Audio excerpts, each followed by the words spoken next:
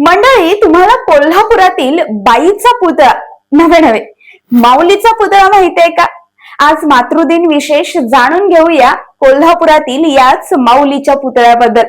नमस्कार, मी कोल्हापुरी पोरगी तेजस्विनी.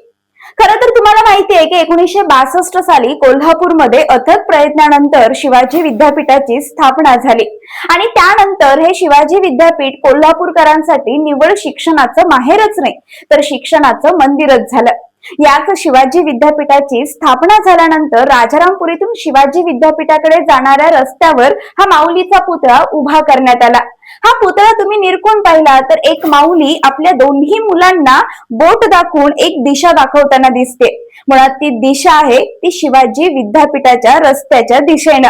अर्थात ती माऊली शिवाजी विद्यापीठाकडे जाणारा रस्ता त्या मुलांना दाखवते. म्हणजेच काय तर हा पुतळा एक असा संदेश देतोय, म्हणजे ती माऊली आपल्या मुलांना सांगतेय की जा मुलांनो, मोठे व्हा, शिका आणि अजून मोठे व्हा. अर्थात हा माऊलीचा पुतळा शिक्षणाची प्रेरणाच दाखवताना आपल्याला पाहायला मिळतो.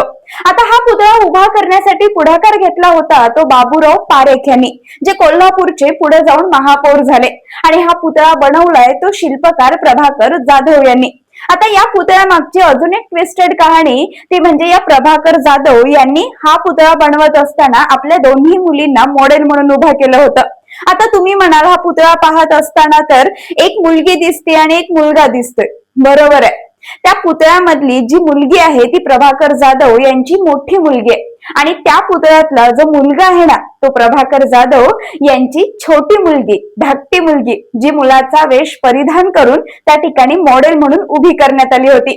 अर्थात हा पुतळा मुलगा आणि मुलगी असा कुठलाही भेदभाव न करता दोघांनाही शिक्षणाच्या समान संधी द्या, जणू हाच लोकराजा राजर्षी छत्रपती शाहू महाराजांचा संदेशच देते की काय असंच वाटतं. आता अजून एक गोष्ट ती म्हणजे प्रभाकर जाधव हे स्वतः शहरात राहायला होते, पण तरी सुद्धा त्यांनी आपल्या या दोन्ही मुलींना गावाकडे असणाऱ्या शाळेमध्ये शिकायला पाठवलं, जेणेकरून गावातल्या मुलींसमोर शिक्षणाचा आदर्श उभा राहील. असा हा शिक्षणाची प्रेरणा देणारा कोल्हापुरातला माऊलीचा पुतळा. आता पूर्वी याला बाईचा पुतळा असं म्हटलं जात होतं. कदाचित ते बोली भाषेमुळे असेल, पण काळानुसार या शब्दाला मायेचा स्पर्श झाला आणि बाईचं रूपांतर हे माऊलीमध्ये झालं आणि मग झाला तो बाईचा पुतळा माऊलीचा पुतळा. आणि तो माऊलीचा पुतळा ज्या चौकात आहे त्या चौकाला नाव पडलं माऊली चौक. असा हा कोल्हापुरातला मायेचा आणि शिक्षणाचा समानतेचा संदेश देणारा माऊलीचा पुतळा. ही माहिती तुम्हाला कशी वाटली कमेंट करून नक्की कळवा. आणि असे कोल्हापुरातील अनेक व्हिडिओ, अनेक माहिती पाहण्यासाठी कोल्हापुरी पोरगी या पेजवर पब्लिक वाढवायला विसरू नका. धन्यवाद.